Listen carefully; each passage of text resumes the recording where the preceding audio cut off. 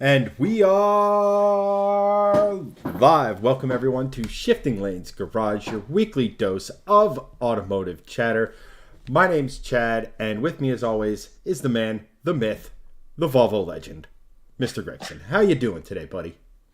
I am tired, but I'm good because we are chatting cars, and there's lots of fun stuff to talk about. And we have a wonderful show we just went to called Carlisle that we need to recap. So I'm excited to talk to all you guys and talk to you, Chad. How are you tonight? This wonderful, beautiful weather evening. I am good. My cat is being annoying as hell, but hey. We persevere. What cat isn't annoying as hell at minimum twice a day? I mean, she's generally good, but she's like overly friendly tonight, and it's annoying. Mm-hmm. That'll do it. So, what a week it's been. Oh yeah. I seeking alternate employment now, so to speak. That is true. Yes. Chad is going full-time streamer. Yep, full-time. Please donate. I have bills to pay. No, it's all good. Come on, Mr. Beast. Where are you? Yeah, right. Where is that bastard when you need him? No, but it's all good. It was something that sort of needed to happen. Yeah. I have some pretty exciting opportunities on the horizon. So stay tuned for that. Yes. Andrew, echoing, yes, Tim, thank you on YouTube. I forgot. Thank you for pointing that out. Andrew, what's going on over on YouTube? How you doing? Facebook, how you doing? YouTube, Twitch as well, even though I don't have that dashboard up. But here we are. Justin, what's going on, my dude? How you feeling, buddy? Feeling better? Justin was a little under the weather and unfortunately couldn't join us at Carlisle this year, but... Yeah, bummer. I hope you're on the mend. I saw that you posted some pretty beautiful pictures of words of a trip you just went on. Very nice. Justin, no need to apologize. We will have plenty more opportunities to go on trips, do meets, do interesting drives. Yep, absolutely. So your health is obviously the first and foremost. There'll be other opportunities. Let's just put it that way. Yeah. But we missed you, man. But you know what? We had a good time, and we now know what to expect for next year. So you'll be at Carlisle next year for sure. We're gonna make that happen, and we will make sure that everything goes smoothly next year as much as we can. It was awesome. It was a really good show. But let's. Should we start with that, or what should we start with? What do you want to talk about first? Well, we actually had a interesting conversation topic in our Discord chat. Stefan, welcome.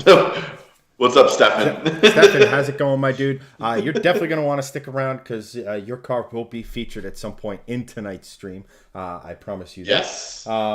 Let's actually let's dive into.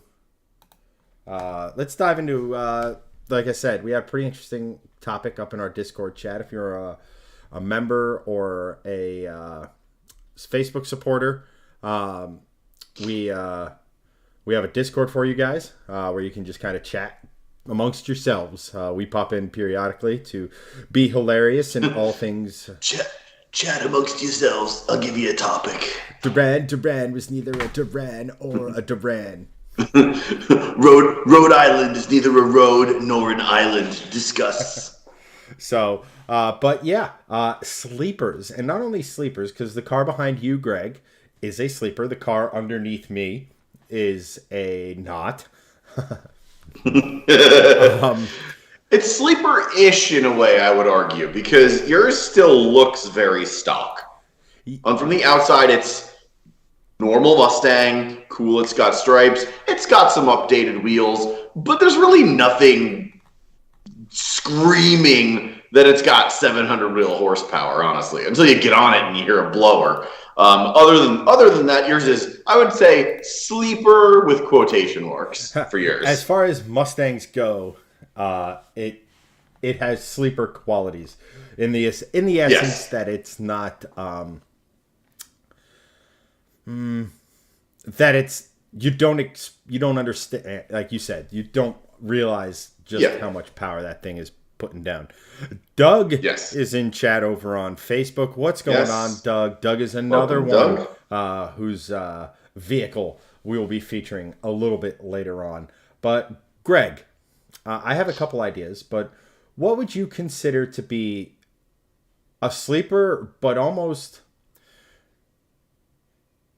what's the best word to describe it? Like an unconventional sleeper. An unconventional sleeper? In terms of just general public, or for car enthusiasts? I would say from a performance. Like we know sleepers, right? Right. Like, because we're enthusiasts, we kind of get it. Are you talking about like something that the general public wouldn't really like see as a sleeper, and then they're like, "Oh my god, it's so fast," or even something like us? Like, so give me some context. So when I say like a sleeper, I would sit here and say a sleeper to car guys. So like people who know will know that your Volvo is punching above its weight class. But like, I'll give you an example. I'll go first. One that immediately came to mind for me was the Ford Flex. Yes, that's a really good one. People kind of don't get that. So like it's first of all, it has a pretty insane all-wheel drive system. So that people are ripping the all-wheel drive out of that and putting it into significant or into all-wheel drive builds, as that has kind of become in fashion at this point. Using a Tesla for all-wheel drive is expensive. There's a guy doing an S550 with GT Challenger all-wheel drive. But like Flex is also coming up there. The SS Trailblazer's all-wheel drive system is up there. But like it has a pretty stout all-wheel drive system. And I'm pretty sure you could shoehorn a pretty sizable V8 into the engine bay. And it's already kind of low slung, some decent suspension, and I've always kind of dug the look of it. But like you see that thing come up, and you're like, you're not thinking fast car. Like even car guys are looking at that and being like, "That's a cool car," but I don't expect it to be fast. Yeah. For me, the first thing that came to mind is sort of the BMW X5M. And a lot of people understand that it is quick, but I don't think people understand how quick it actually is. And it's the same sort of scenario. Like, it has a really good all-wheel drive system. BMWs overall are, fairly quick, other than like the base model stuff, right? But that is a nearly 2-ton SUV. I want to say it's actually more than 2 tons, but either way, it is a heavy ass SUV that runs 11s out of the box, and with a tune runs 10s. So that is a sleepy sleeper. And I get that it's like, it has an M badge on it, sure. But you know what? So does a 550M, and it's not the same as an M5. But to the untrained eye, and to, I would say, probably a lot of car people, they don't realize just how fast that car actually is. And most car enthusiasts, I would say, are aware of like the Durango Hellcat, of the Jeep Grand Cherokee SRT, and think that those are like the be all end all of, super fast SUVs. Maybe even aware of like the Range Rover Sport SVR. I would say even that's even more of a sleeper than the X5M. But the X5M to me sort of jumps out as that kind of car, because it's just one of those things where if you lined up that thing at a drag strip next to an F-Type, the X5M would probably win. And I'm talking the F-Type R, because I know that runs like an 11.7 quarter mile, but X5M runs, I think, lower than that. I think it runs like an 11.5, at least from the factory. So that's a seriously fast car, no matter what your what you're looking to compare it, like a Challenger or Charger SRT, not an SRT, sorry, 392 Scat Pack. Those run like 12.4 in the quarter. So an X5 amp lining up to like next to a Scat Pack, and it would walk it, no sweat. Like that's pretty serious to me. As far as like an underrated sleeper, because obviously the X5M has like the M badge attached to it, so it's a little bit different. Underrated sleepers, man, that's a good question. I always try to think of like wagons, because wagons are always like, oh, sleeper cars, like, you know, the old Buick Roadmasters with the LS in it. You know, those. I mean, you got an LS and a Roadmaster. You know what LSs can do? You just put a nice little blower on that thing and some Mickey Thompsons, and it's pretty much going to blow the doors off anything you want at the strip. But yeah, I don't know. Probably some low-level Euro stuff. I'd say like an A6 wagon with a 3-liter 6 in it. That's probably snuck up on some people before, I would imagine. And even something like the Chevy SS. I know, again, enthusiasts kind of know about it, but not a ton do. That's a good sleeper because it's got an LS3 in it. So to me, those are the ones that like immediately just come to the top of my mind. Oh, absolutely. I think there's some stuff in there like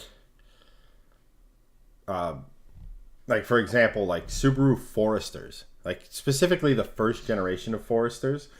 Yeah, it's again something you can kind of slam to the ground, and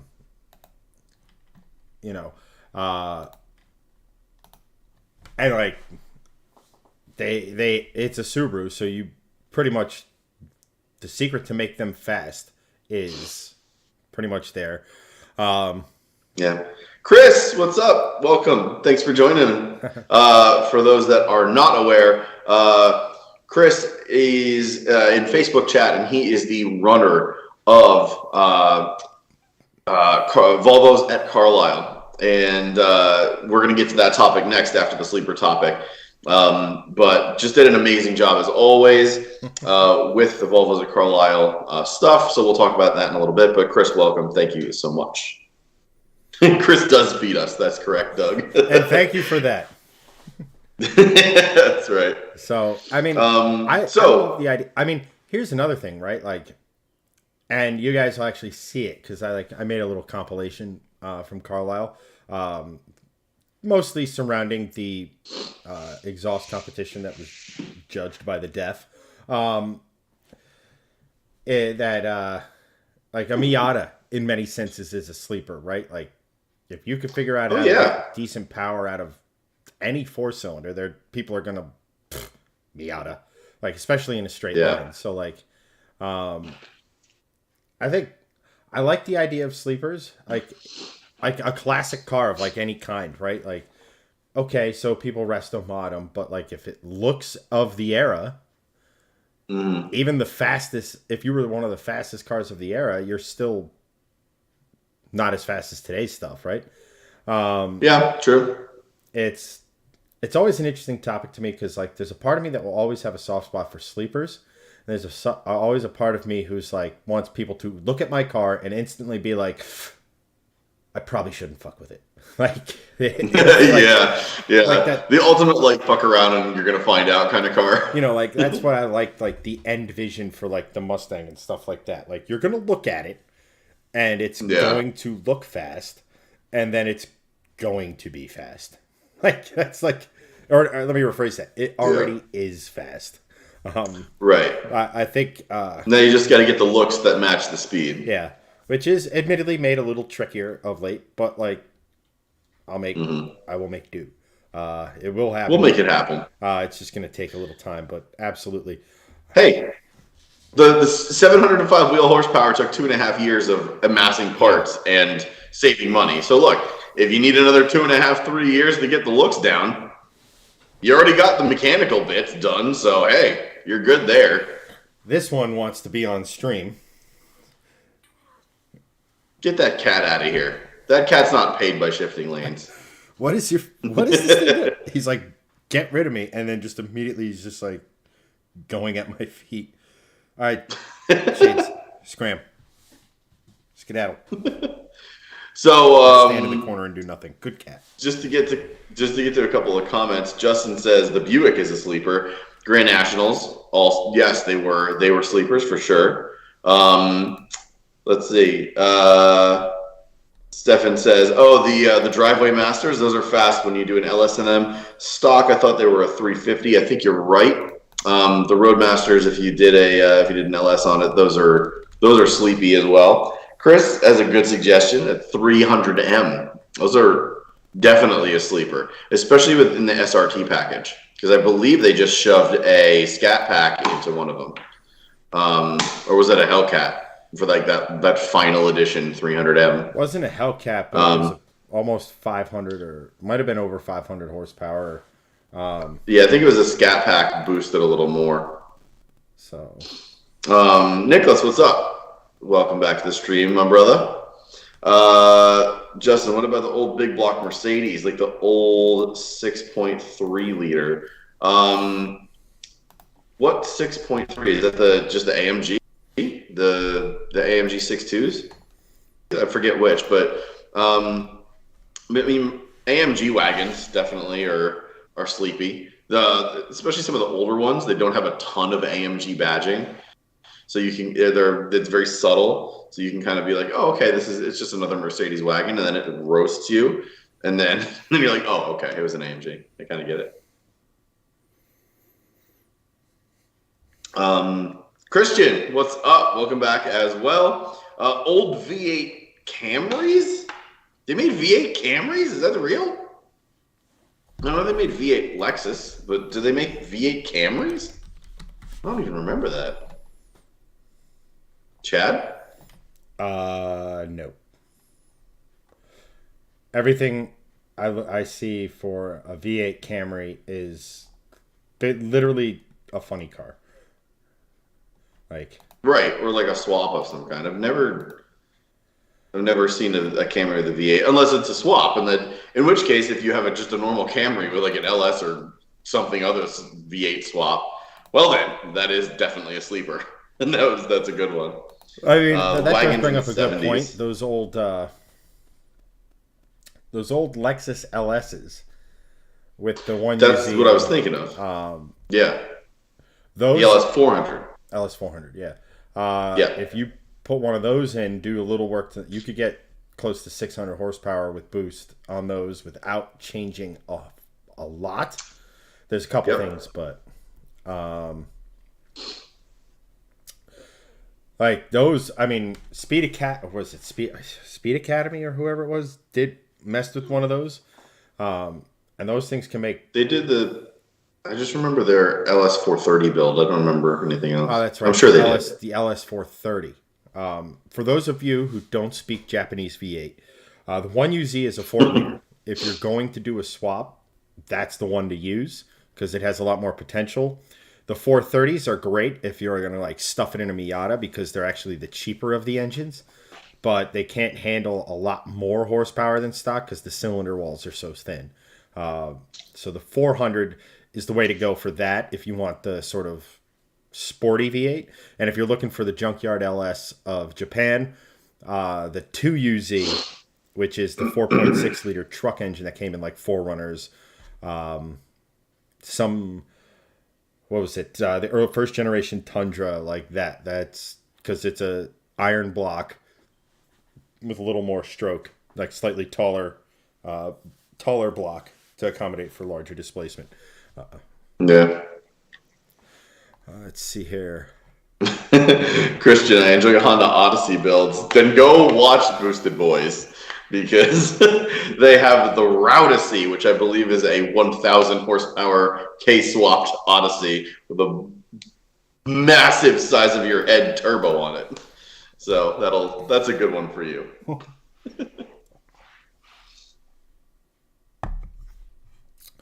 Nicholas's company has an LS 460. Those are pretty sure that's a 2UZ. I'd have to do some Googleizing.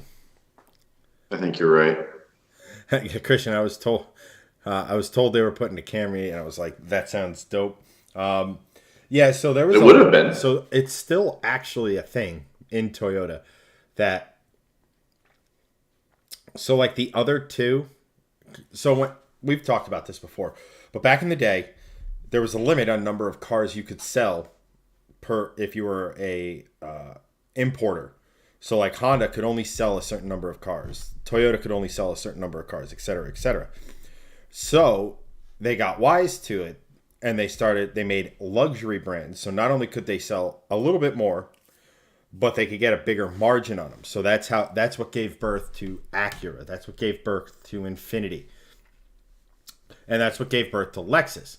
However, Lexus pretty quickly thereafter deviated from the model of the other two, and that, for example, at least in the United States, like the IS300, there is no Toyota equivalent. It's not like they just massaged a Camry body to fit a 2J in it and make it rear wheel drive. It's a completely different chassis, completely bespoke, and that follows all throughout the cars in the Lexus lineup. In the SUVs and stuff like that, it's not. It's shared chassis. You know, like what is it? The 460, the LX 460, or what is that? The one that's basically a fancy 4Runner. GX. GX, right.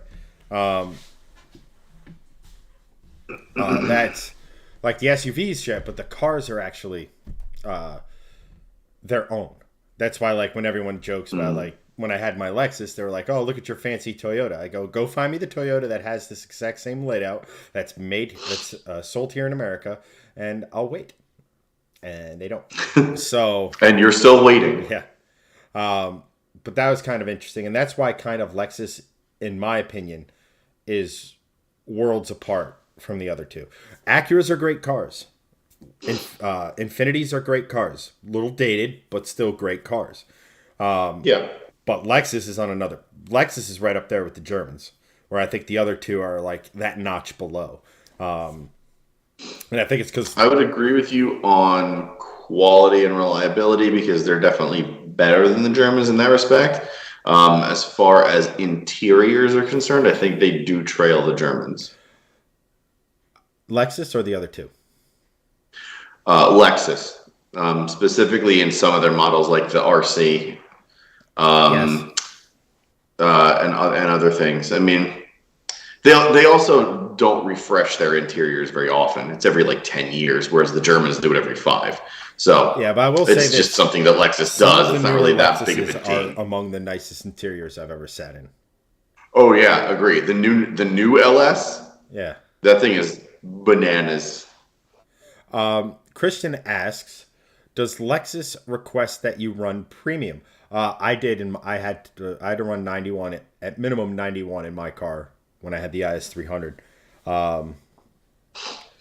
It's just a compression thing. Like you're basically nowadays with turbos and such being so unbelievably prevalent, premium, you basically have to run premium. And they tweak their motors with, I don't know if it's ignition timing, because the compression ratios aren't anything crazy until you start getting into like the URs, the two UR specifically, which is the 5-liter V8. Yeah. I think it's mostly has to do with like a more aggressive ignition timing from factory, and as such, you want something that's not prone to detonation, like a 91 or 93 would be. But what was I gonna say? And here's the funny thing: like I have many a day I've sat in like, the IS500F Performance Sport, whatever, longest name in the history of mankind. I want to play with one of those. Yeah, they are nice. I'll that 2UR engine, and you'll get a good glimpse of it later, or I shouldn't say glimpse, unless you're glimpsing with your ears. You'll hear it. You'll hear it. That is if I don't think there's an equivalent to the LS in Japan, right? As far as that V8 that they just sort of stuck with, although the UR platform and all of its guises is getting up there in age, but like the 2UR is effectively Japan's Coyote. Right. Very rev happy, very peaky in its power delivery, but still that linear power curve that keeps you feeling like it's constantly accelerating. I've always wanted to play around with one of those engines, just because they're badass. Yeah, I agree. So, so with that said, I think that's a good segue. Let's go to Carlisle chat, because I know there's a couple people in chat that were there or at least heard about it. So I think the first thing that we should do is talk about the exhaust competition, because one, and the most important point, is that Chad lost and I won from Shifting Lanes, because the judges were beautiful and smart and handsome and just the best judges ever. Just because you're definitely not deaf. Just because you're beautiful, just because you're handsome, just because you do that more than anyone else, does not make you have, like, here's the thing. I'm just buttering them up because they know what they're talking about. They absolutely do not. Because I have listened to my clip, and then I made a compilation of most, if not all, the cars that were there. Some of them were just so tame that you heard more tire noise than exhaust note. Yeah, a couple of them were. It was tough also because it was raining the second day too. Yeah, and it was just like, I don't know. I think my Mustang was too fast for them, and they didn't like that. Okay. Oh man, that's funny.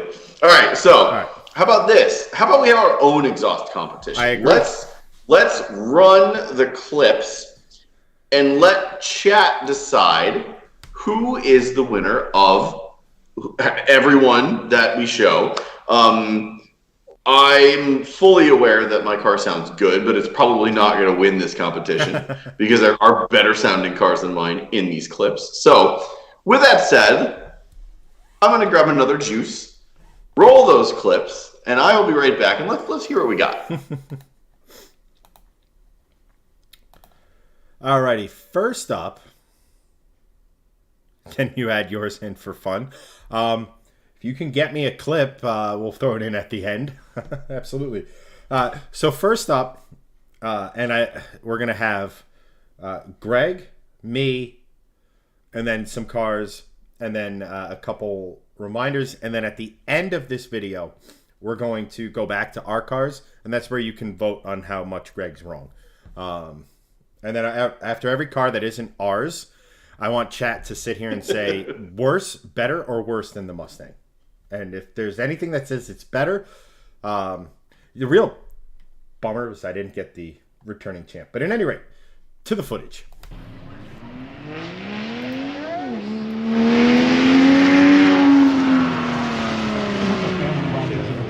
Your car sounds good. There's no...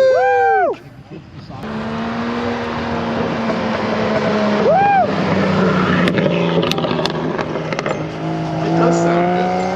I can't hear it, but I know how to sound. Here's everybody's winner.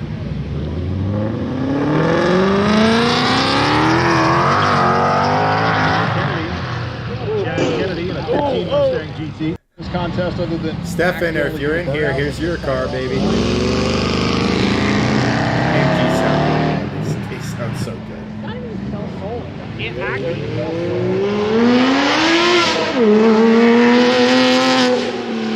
That Porsche sounds really, really good. And if Andrew Kaiser in Facebook's in chat, I specifically put that shit for him. They didn't do much, but they're being a sissy.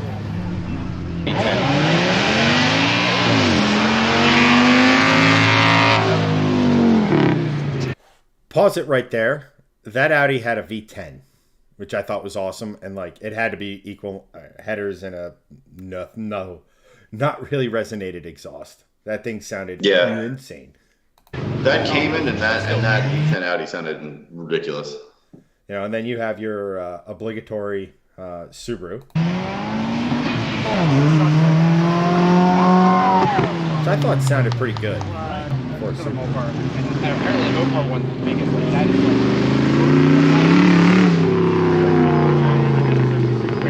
New Edge Mustang compared to my Mustang.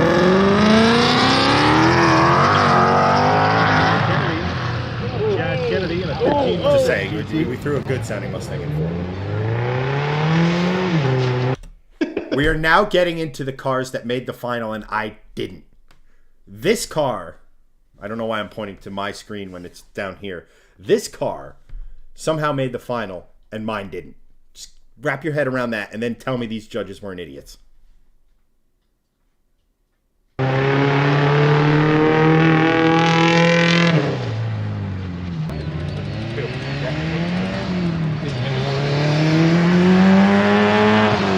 Second favorite Subaru of all time. And then Doug, clutch didn't slip. It was TC intervening, traction control intervening. I was right on the fringe of grip, and I didn't lose grip, but the TC was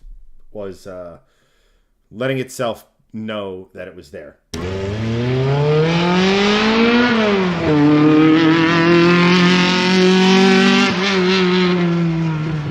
Honda actually sounded pretty good, but only at full tech. I don't think. Yeah, I don't. RS5 sounded pretty gnarly.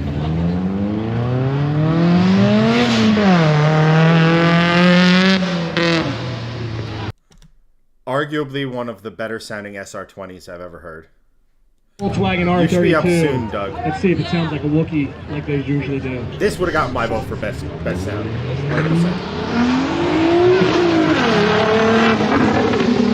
Yeah, agree. That R32 sounded majestic.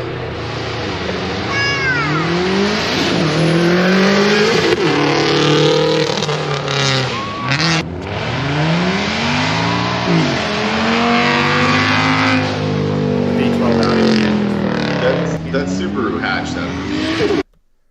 Then you have, I don't know what was in this. I think it was a 1J of some assortment, but I couldn't get a close look at the engine bay. But it's not the 7M that came in Gen 3 Supras here. Like over in Japan, they got the 1J in them, so it's a common swap for these. But Little screw up going. right. Seriously, a Miata? A Miata made the final.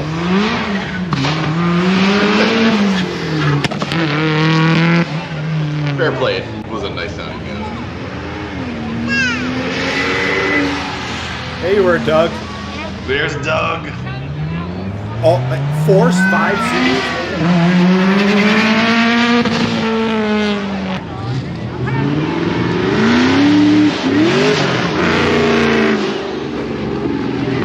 Send again.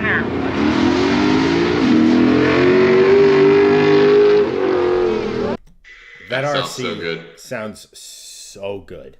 So good. That would have been like third place behind my car, the R32, and that. And it would have been tough deciding between that and the R32. There's Greg's again. All right, guys. So this is where you're going to cast your vote. So the next cars up are going to be me and Greg again.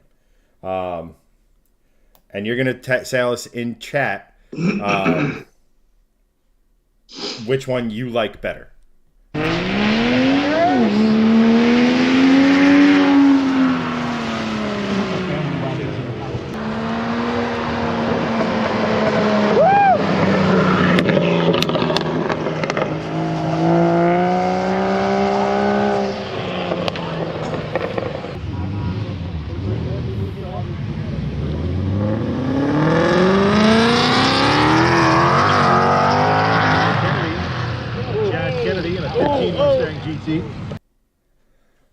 All right, let's hear it. Let's hear it, chat. Do we like Swedish? Nick votes Doug.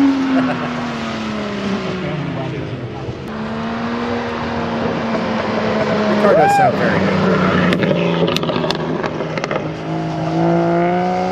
Thank you. I agree. If it's a, all right. I'm not gonna say anything. You guys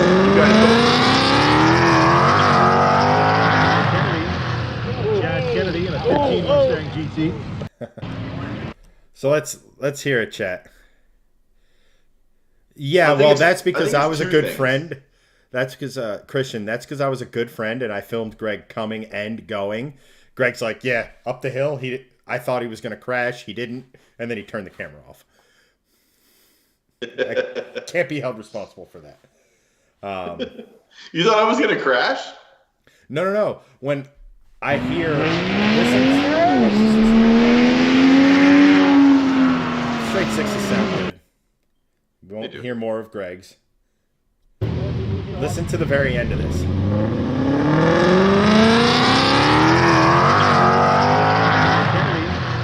Chad Kennedy in a 15 Mustang GT. I gotcha.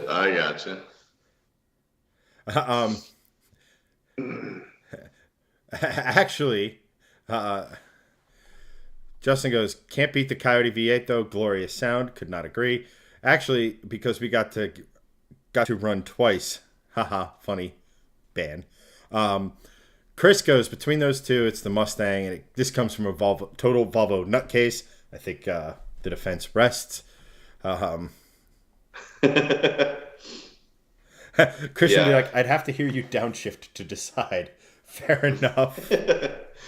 So here's for me. Like I will concede that your car, I believe, does sound better than mine. If your car didn't have headers, I feel like it would be a closer thing, because I feel like the V8 would sound good, but it would sound a lot more muffled. When you put those headers on that car, it just changed the sound to a very sort of like, not that throaty V8, but more of like a singing V8. You know, Yes. it's that slight differentiation in tonality that really kind of sells it for me with your Mustang.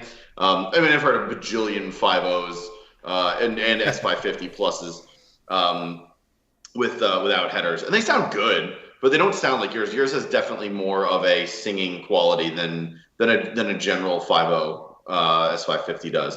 So I think that, to me, that's the key to it, and that's why I think your car sounds better than mine. That being said, I think mine does sound really good, and I hadn't really heard it at full chat with the downpipe on it yet, from other perspectives, and I'm actually really pleased with how it sounds. It sounds great from the inside. The pops and bangs are cool, and it behaves. This is like a mini Jag F-Type, which is cool because you get on this thing. Sometimes it'll pop, randomly here and there when you're driving. But if you get in between like 2,500 to like 3,500 RPM, and you just literally just tap that gas, like not you don't even have to like hit it or anything. You just really feather it, like within like 1 or 2 millimeters. It just pops and bangs and crackles for days, which is cool. It's the same thing the F-Type does.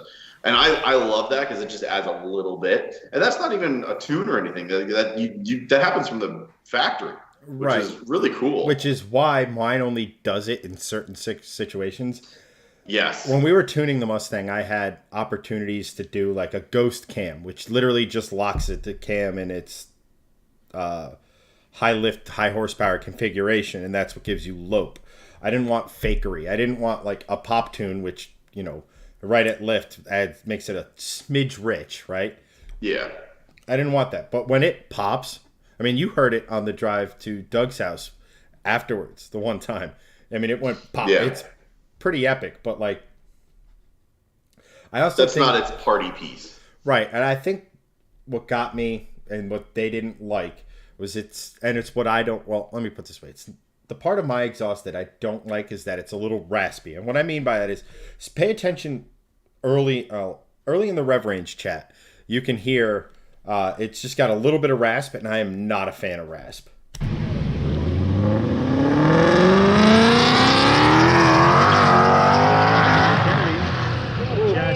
Also, I'd like to point out that I'm pretty sure I was the fastest up the hill.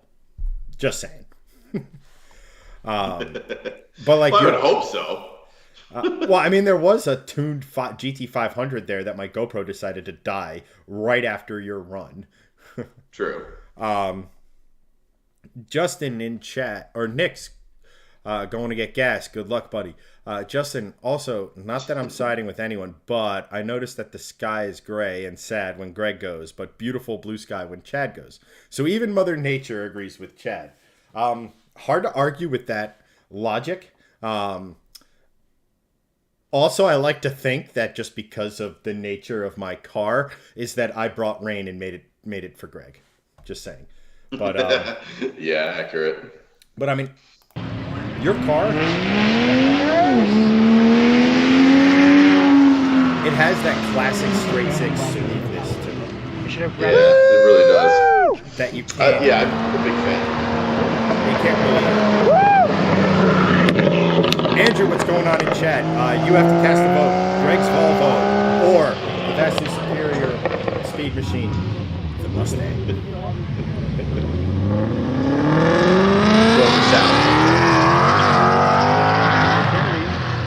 Chad Kennedy in a 15. But and then just for you, Andrew, I put a couple of these in.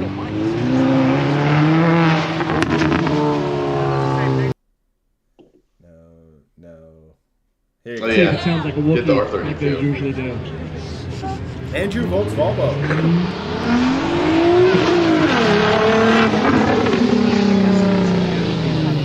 I love how those VR6s have like the straight six sort of tonal to them, but aren't the same sound. Yeah, the R32, those VR6s are as if a V6 sounded like an inline 5. Right.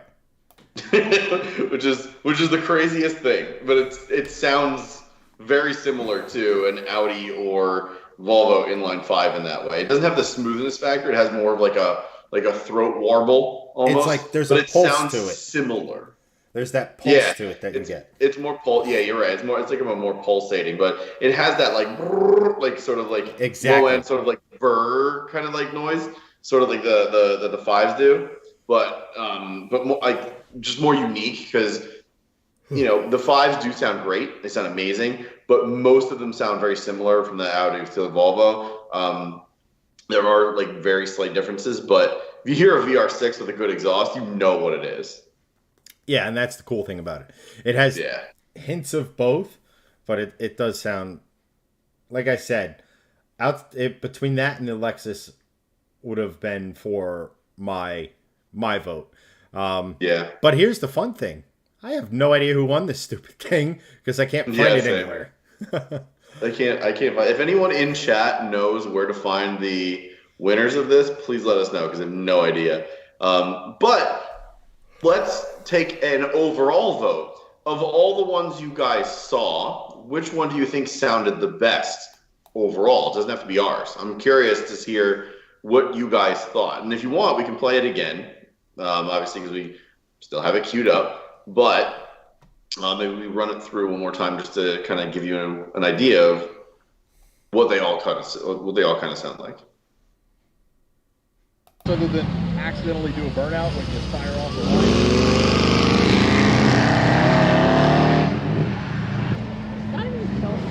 It actually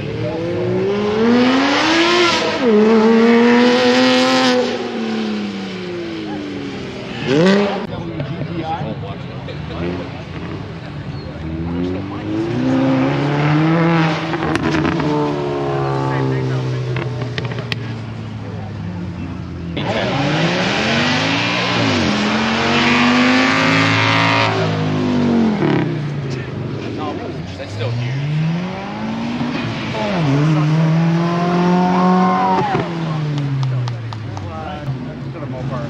And apparently the Opar one's the biggest. That is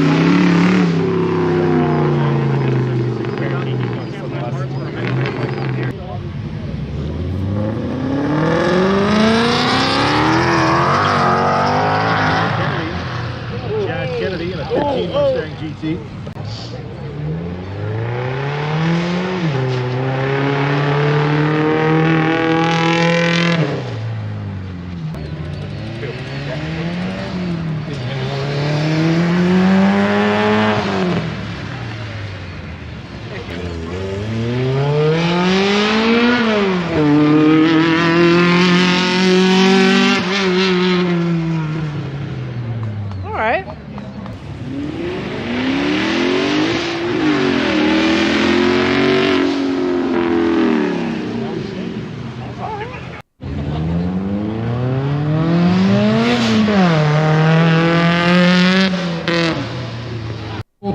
R32. Let's see if it sounds like a Wookiee like they usually do.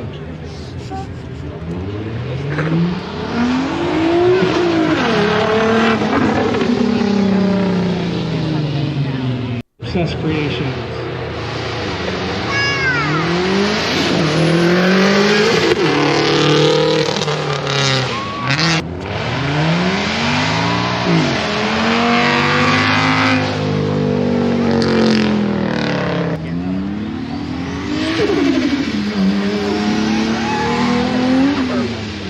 Little screw up going. Seriously? A Miata?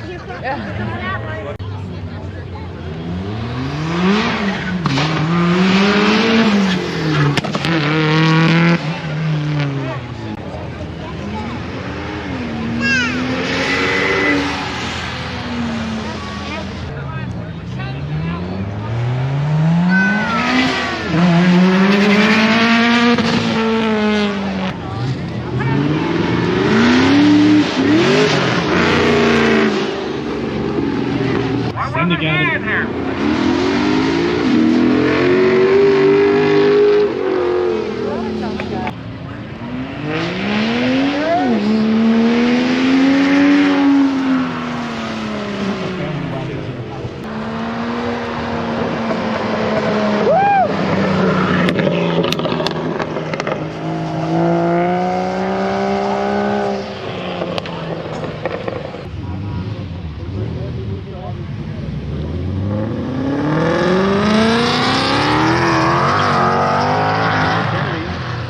Chad Kennedy in a 15 Mustang GT.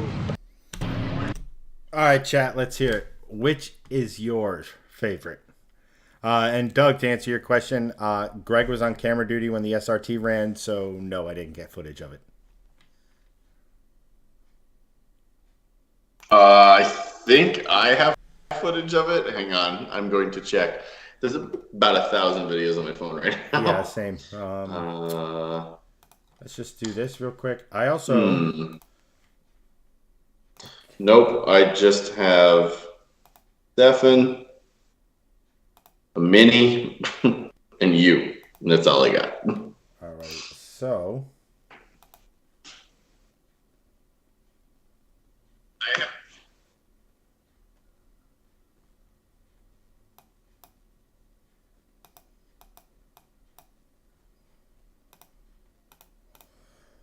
So yeah, we have a last minute entry into the first annual Shifting Lanes exhaust competition for people who were planning to go to Carlisle. So, all right, let's hear it.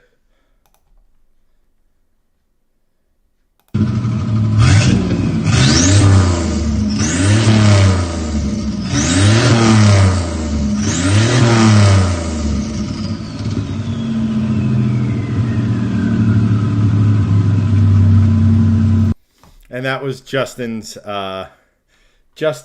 entry into. We'll say he was there. Just that does sound pretty good with the if boost. he was there, he would have been in it. So let's be honest, he would have been in the competition for sure. Oh yeah. So let's see. What of all of those cars in chat? Put just the car now. If you don't know what it was, just put a color and what you thought it was, and then we can kind of discern between that. So, with all that said, what do you guys think was the best sounding overall? And then I guess we can kind of chat it out. So we have Mark between us. Mark goes the Audi V8. I agree. That sounded pretty dang gnarly. I don't know if I put it up ahead of some, but that was pretty good. Yeah, Justin has the right idea that that V10 Audi is just. I think it was more the. It's like when you put the long tube headers on the V12 Mercs sedans, and it sounds like a freaking F1 car. It's so unexpected for the car that it makes it sound that much better. Chris goes, so many Volvo homies up in this chat. We got Volvo homies in this chat every week. Same time. Andrew over on Facebook. We need more. It goes, Chad's wins the Savage Award. I'll take it. Doug on Justin's Grand National. That sounds very nice. 3.8 exclamation point. And Doug goes with Caddy. So Chad. Okay, so Chad is a little. Chat is a little all over the map. So, of the cars that were mentioned, Mark goes, of the SL cars, Chad's Mustang gets my vote. Well said, sir. That's not what was reading on the screen. Christian, Though Mark is a little biased. He and I have the same car, just his is an R design and mine's a Polestar. So his car has the same sounding engine. Christian goes, I don't know if it's the Miata strictly my favorite, or I enjoyed it just in spite of Chad. I mean, Christian, this is why we love you. This is pretty. I mean, there have been a lot of great ideas to spite the me. Doug, of the cars that are Chad's Mustang, which is your favorite? I mean, duh. That's exactly what Chad is saying. Of the cars that are mine, which is your favorite? And I mean, of those parameters, I win. It's like anybody here have like young kids or a niece or a nephew or something, and basically every game you play with them is they're just playing it. It's I win. Yeah. All right. 100%. You're playing Scrabble and you spelled out blah, blah, blah, but sure. Yeah. This is Chad with the Mustang. I win. I win. I have the button. I personally think your car sounds better than mine, but mine's a very close second. It's not like it's light years ahead.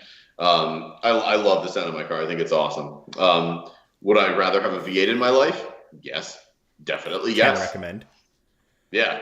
As someone who's owned a V8 with a very unique and gloriously amazing sound, yes. Do want. Actually, can I send you something and then you bring up the video just to compare sounds? For science? Yes, absolutely. Oh, excellent. I'm going to send you the old video of my Aston that is now once again Freddie's Aston. What was I going to say? I will say this though. Your Polestar is the best sounding 6-cylinder we've ever had. I agree with that for sure. The Lexus sounded good. The M3 sounded okay. I did not like the M3. I'm not a huge fan of E46 M3 sounds. I don't like, what is that? This that N54, S4, S54? What is it? The M3 had the S54, but it had a different firing S54. order than, say, a 2J. So yeah, it sounds different. Overall, I don't like how E46 M3 sound. It just sounds like a bunch of hornets, and it's not a good noise to me. I mean, it goes back to the I would much rather. Yeah, it's extremely raspy, and in some cases with certain exhausts, just way over the top, and it does not sound good. I mean, don't get me wrong. In the last 2,000 RPM of the rev range, it sounds pretty good. It has that mini V12, like BMW V12 sound to it. Like it sounds like a mini McLaren. Yeah, that's true. But until you get there, it's just nah. I mean, there are like anti-rasp exhausts and stuff you can get for them and everything, but like it's just when you compare it to the other firing orders, it just sounds almost industrial by comparison. I agree, but this sounds way better than the IS and the M3 in my opinion. I agree. You know, the IS sounded okay. It just was with long tubes. That thing would have sounded fucking amazing, and that's like you want to talk about companies I will never ever deal with again. I think it was like DZOD or something like that. I paid for long tube headers for that car and never ever got them. Not okay. That was a thing. So before we get to Greg's former Aston Martin, just catching up on chat. Yes, go ahead. I'll be right back. Andrew goes, I think they all sound sweet, especially my car. Thank you. Appreciate that. Mark goes, I have to say, you're right about the slight rasp. If that weren't the case, you'd have Greg beat. Appreciate it.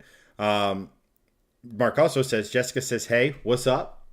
And the R Design gets her vote. So we're getting a lot of votes for Greg's car, unfortunately. Andrew, I would love to have a 67 Mustang Shelby GT500. Wouldn't we all? Just an absolute masterpiece. There's some agreement going on in the chat. I forget the context. Mark goes, anything sounds better than the Honda across the street from me. Can't say I disagree with you there. Yeah, so like, I guess while we're waiting for Greg, I guess classifying what is a good sounding exhaust, and that is, like for me, it's tone, it's building to a crescendo, if that makes sense. So like you start low and then it just builds as the RPMs increase and the pitch gets higher. No rasp, sounds of quality construction, right? Like you don't want to hear rattles or anything like that. And I think that's why I hate rasp, because it just makes me think that things are buzzing that shouldn't be. And then it's all down to like V8s. If you do right, well, most, if not all of them sound good, with long tubes, a good exhaust and stuff like that. V6s, very like, it's rare to V6s in general, just because of their nature, are probably they're not great. I mean, some V6s can sound incredible if you do them right. That Grand National is one of the better V6s I've heard that Justin drives. Straight six is second only to like a good V8 in my opinion. V10s, V12s, yeah, but like V8 straight six, and then those 4-cylinders, it really, like the older the 4-cylinder, I think the better it sounds, if that makes sense. Like the old 4-cylinders from back in the day with the carbs and the high RPM with that deeper tone sound really, really good. Where like there were a bunch of Ford Focuses, like the RS and the STs at this comp, and they all sounded awful. Yeah, they did not sound good. You know, and then like, but you can get like a built Beams 4-cylinder from Toyota. I think it's a 3S. I'm going to waste so much time trying to remember what it is. But specifically the Beams that came out of the Altezza RS200, i.e. Japan's IS300, but a 4-cylinder. That almost made as much power as an NA2J, by the way. Those are, with ITBs and the right exhaust, sound insane. Arguably, in my opinion, the best sounding 4-cylinder. Let's see here. Catching back up with chat, and then now that Greg's back, we can go back to his Aston. Former. Mark goes, agree that the Polestar is the best sounding 6 in the stable. I think it's the only 6-cylinder we have at the moment, but of all the 6-cylinders, but also not wrong. No, just like I have the best sounding V8, and Hanson has the best sounding 4-cylinder. That's right. Although I think your wife's car sounds better. No, that is categorically false. Chris over on Facebook goes, and it's not always more is better. You can definitely have a terrible sounding V12. You can have a terrible sounding anything, really. But I agree. It's like, what was it designed for, and can you open it right. up? The V12 and the Mercedes S600 sounded terrible because it was meant to be a smooth, quiet V12 luxurious experience. But you take that engine and put it in a Pagani Zonda, and well, very different scenario. Right. I mean, even a set of long tubes changes it. Like Mercedes deliberately, I think in that car with their exhaust manifold, made unequal length runners because like all that like it's kind of like. It's why like a crowd at like in a stadium sounds like that dull, right? Yeah, it's just muffled because all the sounds are colliding and just sort of canceling each other out. But long tubes, it takes. It sounds like an F1 car. It's pretty cool. Yeah. Mark goes, the 2.8 in my old Cutlass sounded pretty damn decent. Most 60-degree GM VX6s sound like baby small blocks. I'm unfortunately not familiar with those engines, but I tend to trust men with the quality of your beard, so I'll take your word for it. How about the first generation Skylines? 6 individual carbs, old school test, Chef Kiss. Yes. Individual throttle bodies. Sorry, I don't mean to be pedantic. I mean, they would sound epic, and you would get a lot more induction noise on those if it wasn't basically hooked into an airbox, right? Like the throttle bodies, just like the throttle, like you didn't get a shit ton of induction noise in the M3, even though it had 6 ITBs, because the ITB went into a runner, which went into a box, which went to a filter, kind of like the intake in all of our cars if you're NA. Actually, is Justin referring to the Hakasuka Skylines, the first gen, like the 70s? You might be right, and Justin, they may have 6 individual carbs. I apologize on Greg's behalf for his wrongness. No, I'm sorry, man. You're right. I was thinking R32. That's 100% my mistake. That's what I was thinking too. I was like, oh no, it's definitely throttle bodies. And then I was like, wait, no, there's the best one, which is from the 70s. Yes. So let's see here. Hold on one second. I hit the wrong button. There we go. I was gonna say, why did that focus me for a second? Why is it Mark goes, and that cannot speak.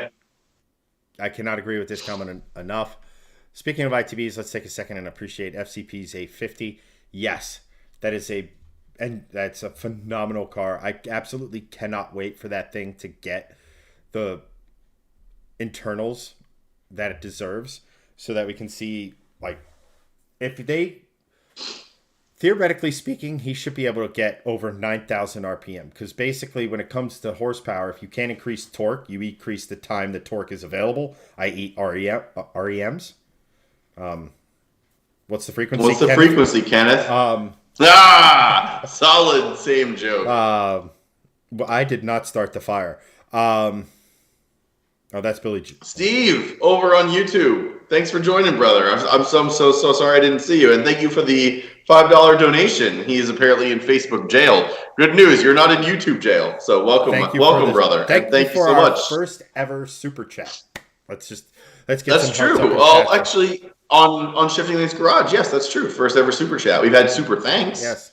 From a gentleman named Sam who's been donating. He actually has a Polestar. He's sent a couple of really good super thanks to us, so thank you to Sam. But also, thank you most recently to Steve for doing that. So thank you so much, man. I appreciate it. We appreciate it. Yes, we absolutely do. Justin, I apologize. You were talking about the 70s Skyline. Anything with carburetors and straight, like, let's take a moment to think about the E-Type, right? Like, those old school high performance, the old Aston Martin straight sixes, those old school straight sixes have a depth and a tone and a deepness to them that cannot be matched in today's cars. True. Let's see here. Mark also goes, and that random P3 XC70 that had a couple extra cylinders swapped into it. I still want to see Greg do that to like something with a manual. I haven't figured. Yeah. Money. We need that because it can be done. The problem is it's just paying for it, because obviously it can happen. The Mark, the guy who is the guy whose name is the guy who did the V8 swap into the P3 XC70 is named Mark. Words, English. He obviously did it, but he doesn't have a manual. But, with enough money, you can pretty much manual swap whatever the hell you want. So what I want to do is do that. That would be great. There was, Mark, to your point, someone with a Volvo V8 jumped into the exhaust comp. There actually was one last year. It was a V8 from Canada. I don't know if you guys know of or know the name Amanda. She's in the C30 community. She's been at Carlisle a bunch. Didn't go this year.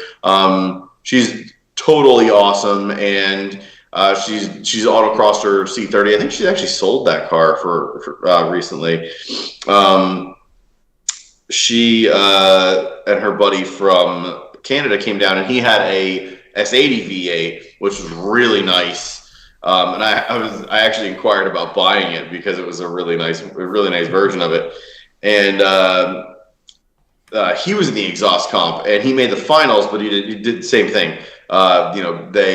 They said, oh, it was good, but it wasn't good enough. So, but to that point, he did not have like a straight pipe or anything. Those things straight pipe sound utterly nasty. And if you go on YouTube and you look up straight pipe Volvo V8, there's like tons of guys over in Sweden that are just straight piping the hell out of them. It sounds like a freaking NASCAR. They sound amazing.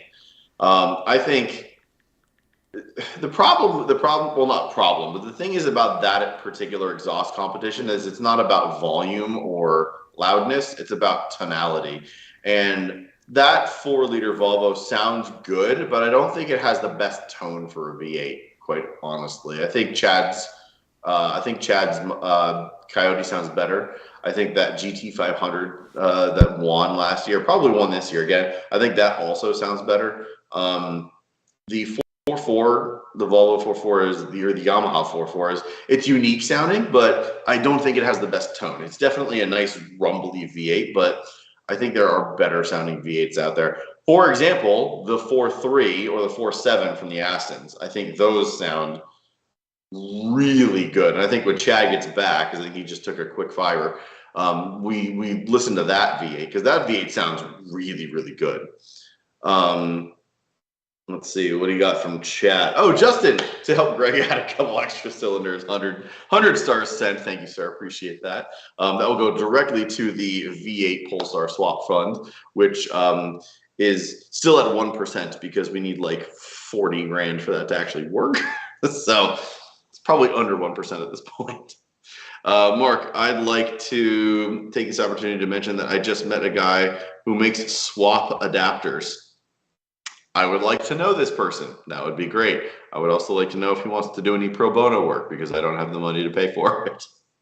Doug, I've tried to send stars twice and it won't let me, it seems. That's interesting. Not sure why that's working, but if you do want to donate, you can always hop over to YouTube and just send a super thanks, which is a good way to do it. Hop on Twitch. I think there's a way to donate there. And if you look in the title or the description of these videos, there's always a link to donate on Streamlabs. So if you want to do that, whatever, you don't have to. It's neither here nor there, but there are other options. Strange that it won't let you send stars, even though Justin did. Maybe you've been stars banned. Let's see. Andrew, I like a V8 exhaust that has a smooth raspiness like Chad's.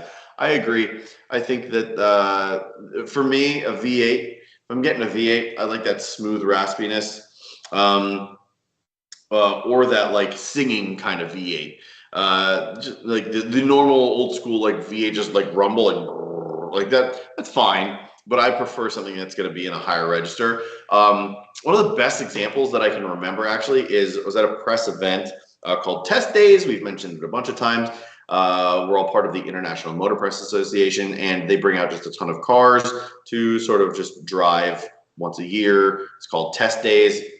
In the past, it's been at Monticello Motor Club, which is very cool. So you get to do a little track driving and a little driving just around Monticello, which has some really beautiful roads. I drove a C7 Corvette Grand Sport Targa top, and man, I gotta be honest, for my factory exhaust, I don't think I've ever heard a better sounding V8, and that includes like the F-Type, and I'm obsessed with the F-Type and the factory exhaust on those things. But the way that thing sounded, it literally sang. It just was a gorgeous sound. And the Grand Sport and the C7s were cool because you get all the super functional and funky aero bits from the Z06, but you got the lower powered engine, which doesn't sound great because it's slower. But I don't know if they did anything with that exhaust, honestly, but man, that exhaust sounded better than a Z06 and better than the base. That I think is like the sweet spot for most Corvettes is a Grand Sport, because you get all the coolness of a Z06 without having like at least in the C7 there was a huge heat issue in the Z06s in that generation. So I think you get a bit less of the issues with the Z06 and with all the cool looks and functional bits. So, I mean, if I was buying a C7, I'd probably go for a Grand Sport, especially just because of the experience I had with the exhaust. Man, there's a couple sounds from cars that I won't ever get out of my head. The Jaguar V6 convertible actually is one of them, one of the best sounding V6s ever made. That left a lasting impression. But man, the Grand Sport C7, the way the tonality, again, like with this exhaust comp, the tone of it sounds. It was one of the best oral experiences that I've ever had. Just like you just remember certain sounds from certain parts of your life or cars that you've driven or whatever. That's one of them that I will never ever forget. It was so beautiful sounding. So that's for me, at least for a V8, that's sort of what I go for. And I thought I heard Chad. So let's try. To piggyback on your last comment, the whatever 400, the supercharged F-Type V6 is one of the all-time great sounding V6s. Yes, I agree with that. Also, apparently there's a Stars party going on Facebook. Yeah, that's the thing. I've been rambling on. So let me just catch up on some donos. Sound like a big time streamer. Holy there. Crap. Justin had sent 100 stars. Thank you so much to help Greg add a couple cylinders. Yes, mention that one. Mark and Justin both sent 100 stars on Doug's behalf. I love this community, by the way. I absolutely love you guys. You guys are awesome. This is so funny. And it's just fun, period. Moose over on YouTube YouTube takes my money yet, at least. I'm guessing that's Doug over on YouTube, but thank you so much for the super chat over there. Andrew I believe that's Doug, came on over to Facebook and sent us 145 stars. Thank you so much. Mark again, party time, and Justin goes party time times 2. To everyone, thank you so much. We appreciate each and every one of you. Guys. Moose is Doug over on YouTube. Thank you. Excellent. You guys are awesome. Thank you guys so much. Let's see here. This really is the best community. It really is. Holy shit. Andrew says the Audi 5-cylinder is still at the top of his list. It's hard to beat that at full chat. Yeah, that's another one. That's an all-timer. Yeah. Again, another one of those sounds I cannot get out of my head. Yeah. And on that note, play the Aston clip because it's so good. It really is. Like, it sounds fantastic. And you can actually hear me chirp it in, I think, second or third gear in that clip, which is cool. That's adorable. Well, for a car that wasn't boosted, and it had an old school manual, pretty proud that it actually chirped it. Yes, one of those old school rear-mounted gear. transmissions. Yes, so. Well, I mean that Graziani 6-speed was old because it was. I mean, well, first the car was a 2007, but also it's old because that's what they put in the Lambos as well. I think the Gallardo has the same transmission. Okay, so Gallardo V10 swap on Greg's Nest Aston Martin. You heard it here first, Frank.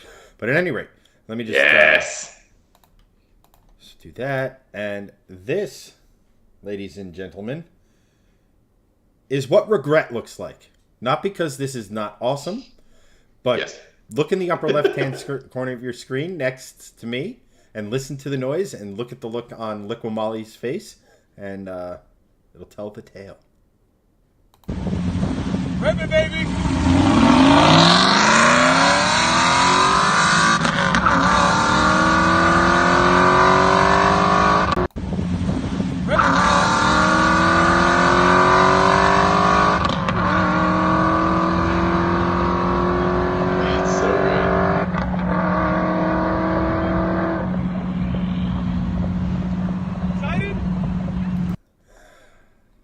That is a great noise. I'm not really going to to say anything other than that.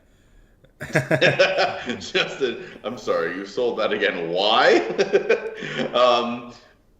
For two reasons. One, it's a hand-built British exotic, so I think that should basically say all that needs to be said about reliability. But the biggest reason was because my family was expanding, and I needed to sell that in order to get an SUV for my kids. So sold that and got an XC90. And let this be a honestly, lesson to all of your younger viewers out there. Wrap your tool. Yes. Don't have children is the play. That's just I mean, we have the Polestar's nice, it's great and all. And also in the garage is a 3-row SUV where I think Doug pointed this out in meme form. No kids, 700 horsepower, more than 700 horsepower. So yes. But I will be honest. I mean, I do regret selling that car because it sounds amazing. It looks incredible. It's an all-timer as far as looks are concerned. Is it an all-timer in the sound department? I don't think so. Is it an amazing sounding V8? Very much yes. It is still a good decision in the fact that, I mean, I've kept up with the car. The guy that I sold it to, whose name is John, not was, he's still alive. The guy's name is John. He had it for a long time, and he put like 20,000 miles on it, and now it's back to Freddie. And honestly, there's really nothing wrong with the car at all. That just speaks volumes for, if you drive exotic cars, they will be reliable just like every other car, because, the reason why most exotics are unreliable is because people don't drive them. The seals go bad. Other things go bad. That cars are meant to be driven normally as cars. So the reason why this car was reliable is because it has like 80, 90,000 miles on it. And, it's been used, and it's been used appropriately as a normal car. But, selling this car, I was able to get a XC90 for my expanding family. And honestly, it's been one of the most reliable cars I've ever owned, shockingly. There's two things that have gone wrong with it: a bad O2 sensor and a bad steering angle sensor. That's it. And the bad O2 sensor was done under warranty. An Aston Martin. Well, that's the biggest flaw. But as far as the family hauler is concerned, and as much as we hear about modern Volvos having not as good quality as older Volvos, I think the internet is just a lot louder than most Volvo owners would say. I'm an N of 1, so my experience is not equivalent to everyone else's, but my XC90 and modern Volvo ownership has been amazing. We have not had really any problems with it. The brakes on that car are woefully inadequate for its size, and that is a platform flaw. I've had multiple rotors warp, but that's just something that Volvo did in the design of the brakes in that car. So, other than the bad O2 sensor and the bad steering angle sensor, I've had the car for 4.5 years, and it's been absolutely flawless otherwise. And same thing with this, quite honestly. The only reason this thing started to go wrong was when I started to modify it. Other than that, it's been dead reliable. And again, the only thing that's gone bad in this really still is an O2 sensor, and that's because it broke when we installed the new downpipe. Other than that, nothing. I'm still on the brakes that came with the car. I'm still on everything else that came with the car. Nothing's been changed. So, it is for those that say modern Volvos are unreliable, is just it's, at least in my experience, is wrong. Let's see here. Chris goes, 80s Volvos are far superior. From a reliability standpoint, probably. Probably. Digging that plate on the wall. Oh, yeah. One. Oh, over here. Yep, right there. Yep, I got that at Carlisle. Shifting lanes, and Mark was there for it. Yes, he aided in your decision. It was a That's good right. decision.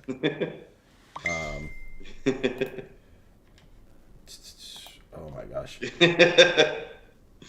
That's funny. Don't buy a Volvo. Oh yeah, Christopher Recupero. Thank you so much for joining again. I know you were original supporter in the Ship Squad, so thank you so much for joining. Appreciate you coming back, man.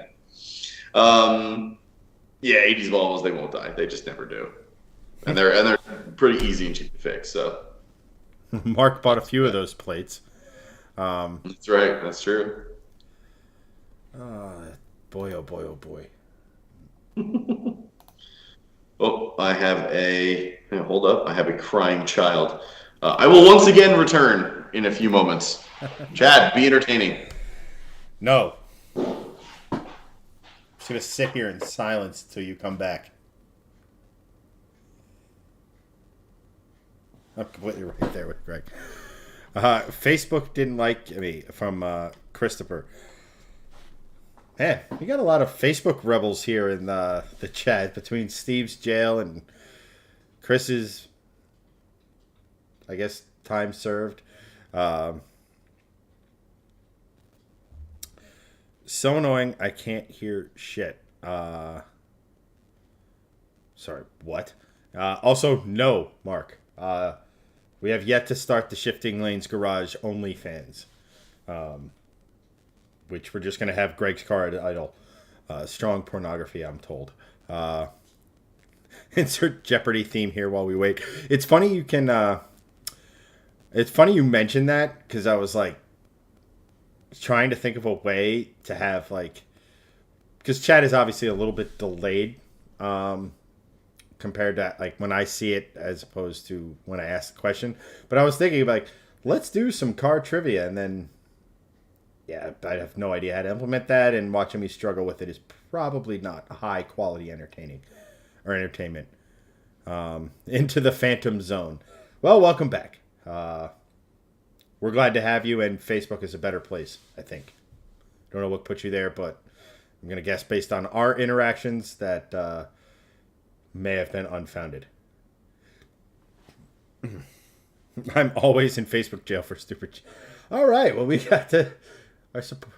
Hey, you're always welcome here because let's face it, we stream on 3 different platforms. So if Facebook puts you in timeout, you can always check us out on the YouTube channel, and we do have a Twitch channel, which sadly I haven't been paying attention to tonight, but we have multiple avenues for you guys to watch. So hopefully you don't go on full internet timeout.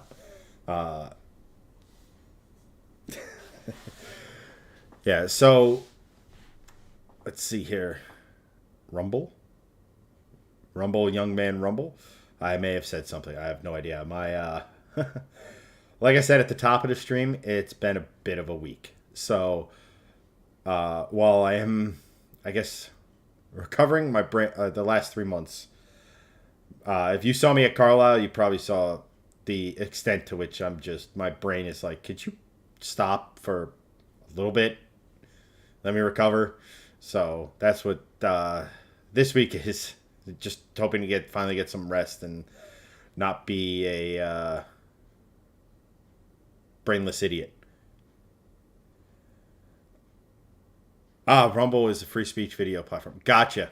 Another a YouTube alternative. Huh, I had never heard of it. Might be worth looking into.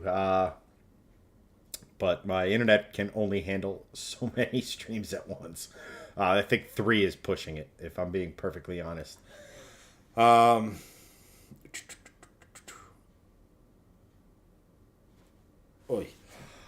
Anywho, Greg is back. Hello. How are you? How's the child? Belligerent and numerous, but they're also good. Did you tell them, what's your good night story? Good night lullaby. Daddy could have had his Aston Martin, but then you came along. I look at you with shame and regret you have.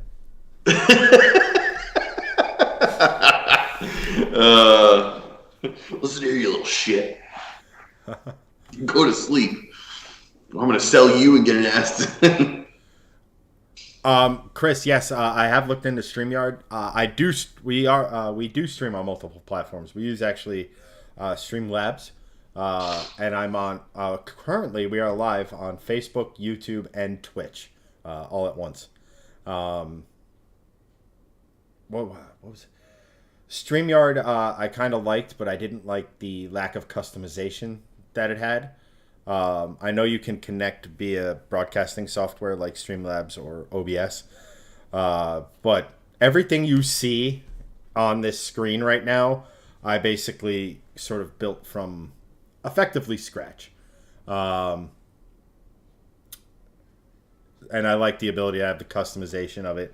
I like that I can have, looks like Christian recently re-upped like as a supporter, Clayton as our most recent follower. And Michael John Hills shared the stream. So thank you, Michael. This might have been from 2 weeks ago. And then our top star senders and then our most recent star senders. Like, it's just, I don't know. I think it looks nice. It gets the job done. You guys keep coming back, so that's the validation I need. Long live the 80s V8 General Motors station wagons. Agreed. Power wagons. Where are we? It's at the dealer. Andrew, it's at the dealership for the rubber seal, a couple other things for the sunroof. Hoping to get it fixed and that it's not expensive. Welcome to the joys of car ownership. Yeah. Steve said over on YouTube, I had to take a day off from work and nurse the Jeep to a mechanic's friend's shop, and we replaced it, which is the water pump. Engine sounds pissed off at me, probably because I overheated the old gal. Yeah, when your water pump goes boom, usually you do overheat, for sure. And yes, we are paying attention on YouTube chat, mostly on Facebook, because that's obviously the biggest thing. But it's tough to get all platforms at once, especially when Facebook is so lively that the chat on what we're looking at, which is basically just OBS and Skype, just goes too quickly for us to catch everything. So if we do miss something, apologies. Hey, that means we're successful at the streaming thing, right? Sort of, yes. And also, yes, my pull-out game was not strong when I had children. So we were actually trying to, so the pull-out game was non-existent. That makes sense, yes. Yeah, I'll take things I didn't need to visualize for 1,000, Alex. Hey. The fact that you managed to procreate is a miracle of science. I know, it's very impressive. Just proves, follow your dreams, kids. Anything can happen. Nicholas over on Facebook, thank you so much for the 200 stars. Just sent it, no comment. Love you, buddy. Thank you, dude.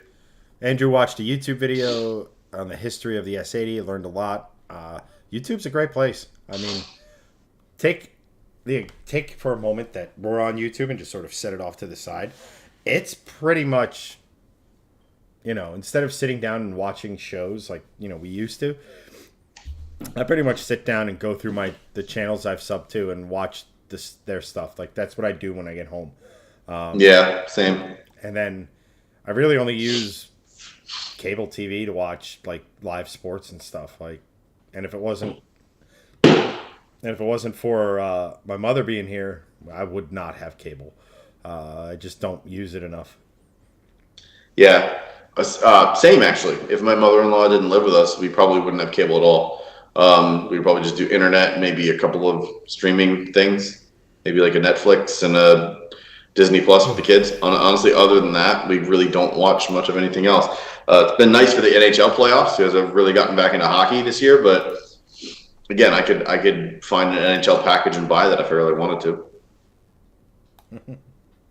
But I'm with you. I watch more YouTube than everything else combined. I really do. 100%. I have my core creators that I follow, and that's really what I watch the most. And Steve, no worries, man. call us out. We don't care, man. It's fine. Don't apologize. You're fine. Huh?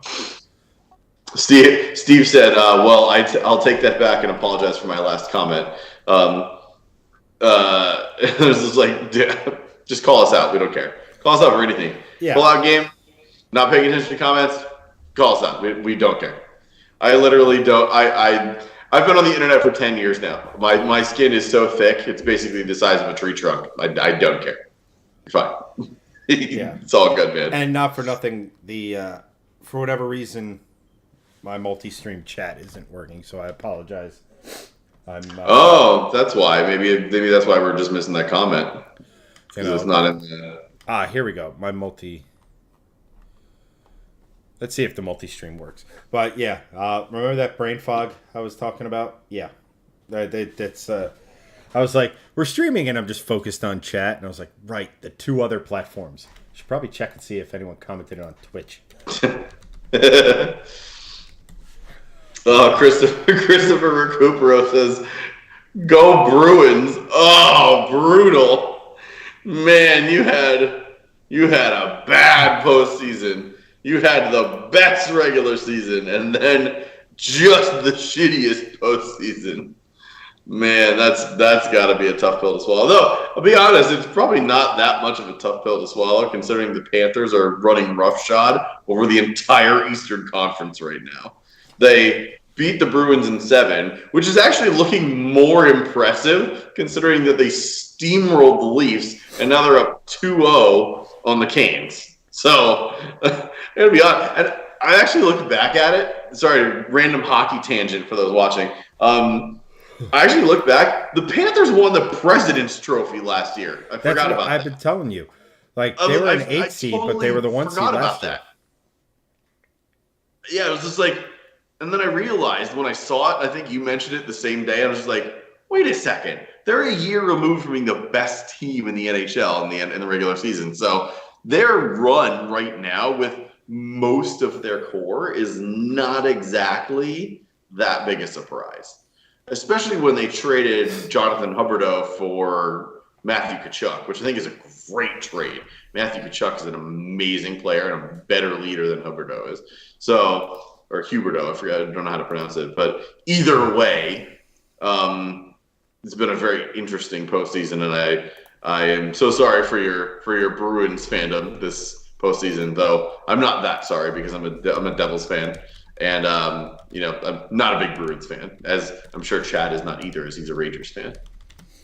Yeah, I mean, here's the weird thing about hockey, right? Like, I'm not a huge Bruins fan. But I do appreciate 06 teams. Mm-hmm. Right? So, like, generally when the Rangers are eliminated, my go-to is, like, an original 6 team. Yeah. As far as that is concerned. Like, I hate the Islanders, the Devils, the Flyers way more than I would say I dislike the Bruins. Interesting.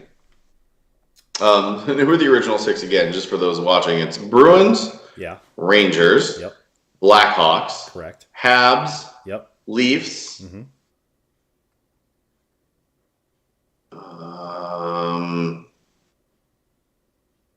oh man, I'm forgetting the 6th one.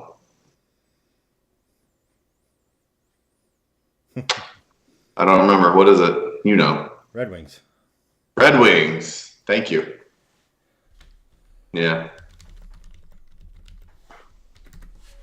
Go Kraken.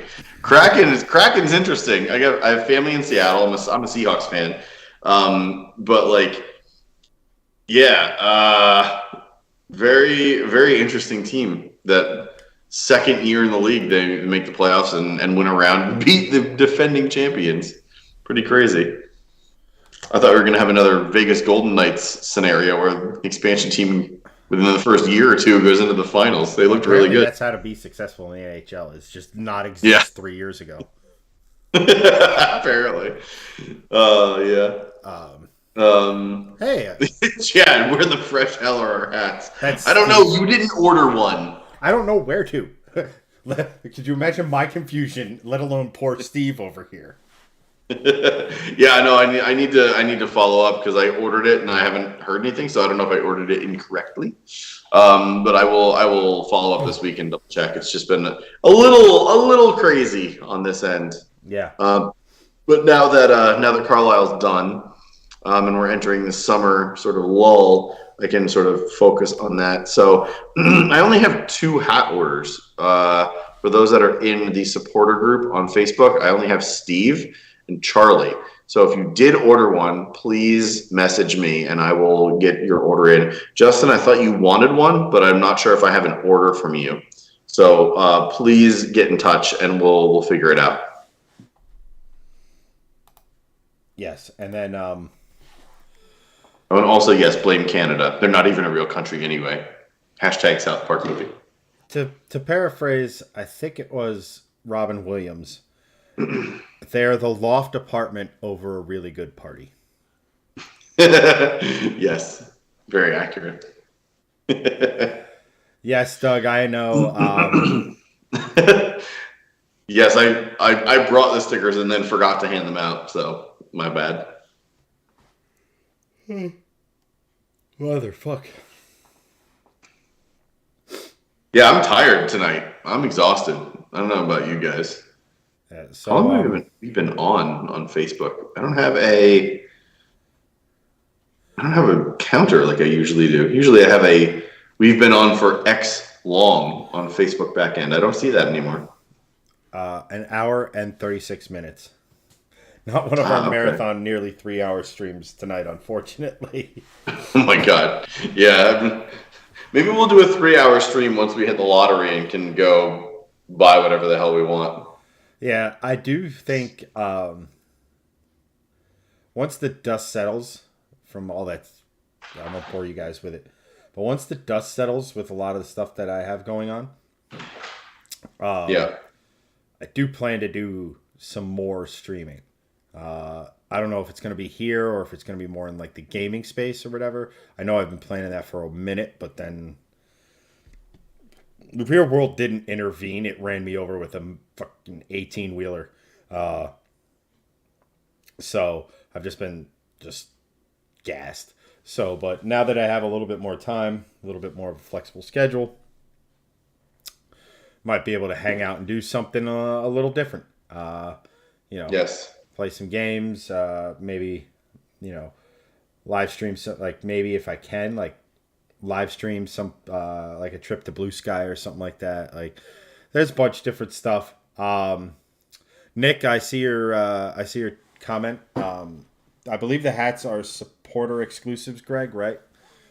Yes. If you're in the supporter group on Facebook or a supporter on YouTube, you basically just get a free hat. That's just a perk of being in the group, and donating to us monthly is part of our subscriber perks. So that's the first one that needs to happen, and it will happen this month for sure.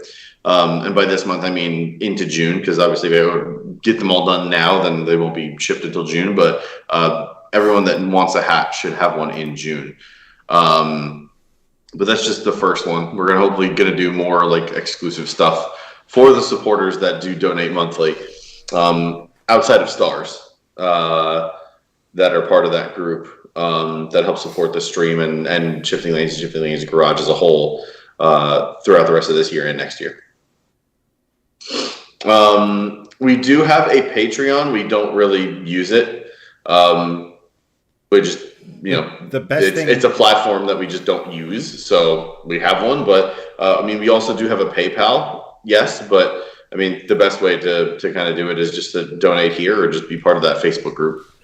Or if you're on Zuck's naughty list frequently. We had like Andrew. We got Andrew. If you're still watching over on YouTube, DM Greg. So Greg, you can send him stuff for the hat because he is a member. Yes. Over on YouTube. If he wants one, it's only for people that want one. If you don't want a hat, you don't have to have one, obviously. Right. I prefer you take one and get one and frame it and put it up in your office and all this other sort of stuff. But yes. And Nicholas, if you want one, I'll order you one too. You just would have to pay for it because you're not a part of the supporter group. Again, not anything, detrimental or bad or anything or whatever, but that's just a supporter perk essentially. So if you want one, I can order you one. I'll just let you know how much it is, and you can just PayPal us back or whatever. So you can still have one too. Mark wants a shifting lanes plate. I was thinking about that. And Greg, point to it again. Oh, damn it. Wrong way. Here. I was thinking about that for a hot minute. About how we can get those. I'm guessing they're batch ordered. And no, you can, from that website, you can get them single. Okay. We'll have to look into it because I think that would be a pretty cool thing to offer on our store and stuff like that. Yeah, I agree. That would be really cool. You're right. So, like, that's part of it. Like, for like our supporters and members, like, we're obviously not in the gaming space, so it's not like come game with us. Although that might be a thing in the coming weeks, months. That would be very cool. Yes. I would love to do like a supporters race on like F123 or Gran Turismo or something like that. I think that'd be pretty cool. But like since we don't really do a lot of that sort of stuff, like, getting your hands on some exclusive merch, so to speak. Not that we're big time or anything, but I feel like that's a nice way for us to kind of give back to the people who have been, giving to us. Yeah. Making it possible for, me to take like a 3 to 6 month sabbatical from actual employment to kind of figure things out and stuff. Like, I'm not capable of doing that without the people who support Shifting Lanes as a whole. So it's a nice way to say thank you. Yeah, I agree. Steve asks, is Liqui Moly good stuff strictly for German and Volvo vehicles? Pretty sure it's good for everything. Yeah, it's just oil, honestly. I mean, if you want to really break it down, there are a couple of good YouTubers out there that really get into the science part of it. Engineering Explained. Jason Fensky, he's really good at sort of breaking down the viscosities of different oils. He has a great video on it. Liqui Moly is one of the top end that are very good oils. Rotella by Shell, high mileage stuff from Castrol, any of that stuff, honestly. Any of the top end oils are really good. Liqui Moly is just one of them. And they are, I think, good partners with FCP Euro, who's a company that I trust and believe in a lot. And Liqui Moly is good stuff. I've used it a bunch of times and I have no complaints. Never burned a ton of their oil in notoriously oil burning Swedish vehicles. So it's just good stuff. I'm a fan. I would recommend it to anybody. Just make sure that you get the right weight and you're good. Greg, do the chat a favor. I'll be right back. I just got a quick phone call and I'll be right back. Yes, go ahead. Okay, so back to chat. Let us see. Mark, to your point, Shifting Lanes plate. Guy said he would entertain bulk orders. Yeah, I mean, definitely. We'll look into it. I think because they're cool. I mean, I really like it. And actually, hang on. Let me go grab it so you guys can kind of see it more up close. Because I'm sure you can see it, but it's really not. You can't really see how good it is. For those that weren't at Carlisle, and specifically Mark, so you can kind of see it has Swedish flag and then Shifting Lanes, and I'll do a little bit of this because you can kind of see it is actually embossed. This is not a flat thing. So it's easier to see it this way. It is indented. Like, he pressed this thing live right in front of us. Didn't take very long. It's very cool. And it's just a nice plate. And I've been wanting a Euro plate for a while because, let's face it, Euro plates are way cooler looking than US plates. Just the way it is. So this is very neat. But we can do this. And I guess if you want to order from that website, you can kind of get whatever you want. But I think this is pretty cool. I would do, if I had other cars, and when I do have other cars, when I have more money, I would get this and then just maybe change the flag to, say I get a Corvette, I'd have this with just American. Or if I have, get an M3, I would just do German. So, it's really cool and it's well done. It's just like, it's a real plate. I mean, it's metal. You can kind of hear it. So it's high quality. It's like $50. So it's a cool little memento to have. And I like it up on the wall. It's just a nice thing to do. And I'll bring it to shows and just toss it on my car so people know it's my car. So pretty neat. Let's see. Nicholas. Greg, send me a link or message me. Yeah, I'll shoot you a message tomorrow. Actually, you know what? Send a DM to the Shifting Lanes Facebook page, please, and we can work it out where I'll shoot you exactly what hat I got, but you can kind of poke around and put it on whatever hat you want, and then we'll figure it out. I'll order it for you with our logo, because I don't want to just give you our logo to make whatever you want with, and then we can just make you one, and then you can pay for it just back to us. I think that'll be perfect. Nicholas, Royal Purple. Yes, Royal Purple is another excellent oil. Another one that's up there. Used very widely in the Subi community. I've used Royal Purple in my WRX before. Great experience. Can't complain with that at all. I even got one. It's in the S80. Yes, the plates are cool. Very, very nice. I think the plates are nice. I wish I could actually run this on my car. I think it varies by state. I think you can run these on your car in certain states, because as long as it matches what plate number you have on your car, or plate, alphanumeric you have on your car, it actually is legal in certain places to run that, which I think is cool. I think Doug was actually saying at Carlisle, it just has to be displayed. Because upside down, his car says his plate says Moose, which is cool. Depends on where you are, because I do know that Euro plates do work as long as it matches what you have in the database for your state. So if you have a custom plate that says, I mean, I'm not sure if you can do 9 letters in anywhere, but if you have a plate that says Shifting Lanes like this, you can run this plate and it would be legal, because you're just displaying your license plate essentially. So I don't know what state that's in, so don't quote me on it. You guys would have to look it up. So as long as you display what you have in the database, you should be fine. Mark says, or Doug says, mine is a real Sweden tag, which is cool. I have one on my PA car, as we don't have front tags here. That's pretty sweet. I didn't realize that. Mark Anthony, as far as I know, you can display that plate as long as your actual plates are up to snuff and not blocked by it. Yeah, you can display that. That's fine.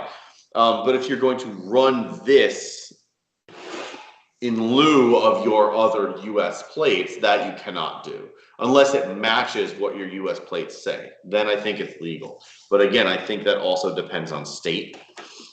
Here in New Jersey, I don't think I can run that. And even if I did have a SHFTNG LNS plate, I think in New Jersey I have to run the New Jersey plates. Because at least I've been pulled over many times for not displaying my front plate. And they definitely would not be okay with just a random plate. Excuse me. On there. Doug, not the Moose tag. I don't run it upside down around town. Don't want to push my luck, but you can put about anything you want on the front of a PA car. Yes, that's an interesting point, because if you do have, if you live in a state that only runs rear plates, you can put whatever you want up front. I want to say Massachusetts is a rear plate only as well, I think, because my other buddy, Aaron Siegel, he has a 04 V70R, which if you were at Carlisle, you may have seen it. It's gray, it's got yellow calipers, BBS wheels, really well done. And honestly, one of the cars that I would probably buy from someone. I believe he runs the Euro plate up front and a normal plate out back. So I think Massachusetts is another one. Let's see. Royal Purple's overkill for the Jeep. Over on YouTube, Steve says Royal Purple is overkill for the Jeep. Yep, 100% is. Use AMS oil. AMS is great, or AMS is great, or AMS. I don't know how people pronounce it. I say AMS. AMS is good. I want to change the trans fluid, but I'm scared for the.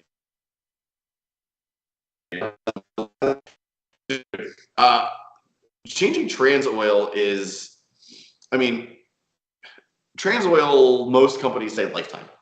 And when I had my first V70R with the AW55 transmission, it was an 04. It ran fine. There was literally nothing wrong with it. It shifted slowly or whatever, and what have you. When I had a trans fluid flush and refill service done on it, it was like $150. I will say that it drastically changed how that car drove. It was like a new transmission was put in, and I'm not even exaggerating. I've never felt a difference in driving from a transmission standpoint in an automatic car than when that thing had a trans flush. It was night and freaking day. So if you're thinking about doing it, and I mean, if your car has 300,000 miles, I mean, a trans flush, and I mean like a flush, like you buy a lot of trans fluid and like drain it, refill, drive it 20 miles, drain it, refill, drive it 20 miles, drain it, refill, like that kind of trans flush, like an actual flush, but then a refill. I feel like you're going to have a very different feeling car in a good way, just because you're refreshing a liquid that's been in there for 3 cars worth of time, essentially. I would highly recommend it, especially doing it at a shop that knows what they're doing. They don't even need to drive it. They could just do flushes because they have different siphons and things like that. They can actually just drain, refill, siphon with appropriate machinery. I would recommend doing it just because I think it's going to drastically change how your car's transmission performs. I would do it. If I was in your shoes, I would do it for sure. Let's see. Mark over on YouTube, that wouldn't fly in Virginia either. Going back to the plates, that wouldn't fly in Virginia either. You can do, the best you can do is use old plates. Say a 1969 plate on your antique car. Otherwise, we can't have anything except for what Virginia provides, which, to be fair, we have a shit ton of options for vanity plates, and they're inexpensive. I mean, if you have that many, we talk about this at Carlisle, actually, if you have that many options for vanity plates, then just do that. And at that point, you don't really need to do custom plating or Euro plating or anything like that. So, yeah, I mean, but there are states that you can display those Euro plates, I think. I actually want to say DC is one of them because they have so many diplomats around that you can legally do plates. I mean, diplomatic plates are different, obviously, for diplomatic purposes. But I believe that's one of the places where you can kind of do that and get away with it because it's totally legal. As long as it matches your DMV plate. Chad, have you returned? He has not. Let's see. It's weird how oddly specific some of our plates are. Can you elaborate on that, Mark? I don't really know where you're going with that. How oddly specific some of our plates are. It's weird to me that you can't be more creative with your plates in some places. Some places are very good. Like you said with Virginia, you can do a lot with vanity plates. In New Jersey, they don't really have a ton of options as far as vanity stuff is concerned. I think they have some stupid plates here in New Jersey. They have like the Garden State plate, which is like there's like a sprig of flower and then a cardinal sitting on it.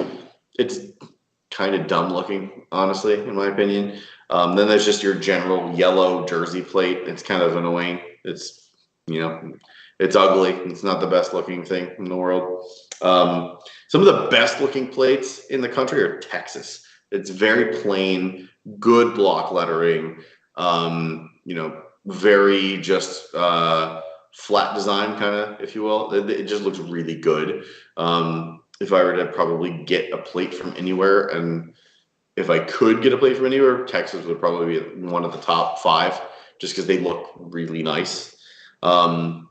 Vintage plates look really nice, and actually, if you go watch the Stradman's recent last 2 or 3 videos, he just rebought his dad's old truck, and he got like a custom, or not a custom plate. He got a vintage plate for it. But the Utah vintage plates look really good. I want to say it's like a matte flat black with like white lettering. Really good looking, just really super nice, great aesthetic. Let's see, Mark sent a link to some of the specific plates. I can't bring it up because I'm not controlling the stream. Chad is. Wow, there is a lot to choose from. Holy crap. Alpha Kappa Kappa, Alzheimer's Association, Animal Friendly, Appalachian Trail. Oh, good Lord. Butterfly Heritage. Okay. Chesapeake Bay, Chesapeake City, Choose Life, Class J, whatever, Colonial Williamsburg, Diabetes, Wilford Brimley, Diabetes. Don't Tread on Me, Drive Smart, Ducks Unlimited. That's just great. That's probably the one I'd go for. Good Lord. Fight Terrorism, Fox Hunting, Freemason, Friends of Coal, Gold Star, Harley Davidson, Homeschool, Horse Enthusiasts, In God We Trust, Internet Capital, whatever that is. Keeping the Lights On, Knights of Columbus, Law Enforcement, Lighthouses. Good God. This is an inordinate amount of custom plates you can have. Parrot Heads, Peace. Wow, this is a lot. This is a lot. There's a lot of different ones here. I do not think that New Jersey is even close to this. Oh, it even keeps going. I didn't realize. That's just the first. Wow, holy shit. Okay, so this is just the first round of alphanumeric or whatever. There's another category underneath that says college. Holy shit. So you can do college plates. Is there another category after this? Military plates. Oh man. So you can do military plates like Purple Heart, Silver Star, and then other plates. Good God. All right, Virginia might have the most I've ever seen. That's a lot. That is a lot of different plate designs that you could potentially have. Wow, insane. Steve over on YouTube, usually on Facebook. Good to see you, man. Thanks for joining. Have a great night. You have packing to do. Good luck with the packing, and have a good trip wherever you're going. Appreciate it, man. And we'll catch you next time. Yeah. Other than that, oh, Chad's back. Thank Christ. Yeah, that is. Did you hear me reading out all of those plates that you can get in Virginia? You're muted. You're muted. You're muted. So many options for a state that has such terrible drivers. Yes, so many options for a state that has such terrible drivers, but also has such terrible cops that you cannot speed appropriately. Awful. Oh man, that's a bit. I've always kicked around the idea of having like a vanity plate, but then I'm like, I can't get creative enough with it. I would like a vanity plate, but I don't want a vanity plate, if that makes sense. It probably doesn't. Let me explain. I want a vanity plate that makes sense towards me and my car, but nobody really knows what it means. So, for example, if for this car. This car came with 345 horsepower stock. I would probably do something like my initials, GEM345 or something like that, right? So it's like, it's your initials, but it's also like the power number for your car. Something silly like that. Like, that's fine to me, but something that's just like Polestar 1 or whatever, like for like a Polestar 1. Like, I don't know. It just seems like, Right. that seems silly to me. It's like too on the nose. I'd want something that's like, it looks like a regular plate, but I know that there's a meaning behind it. Right. And that's like I've always like thought of like 805 TA and 6 Boostang. 805 what? Hold on, I'll type it out.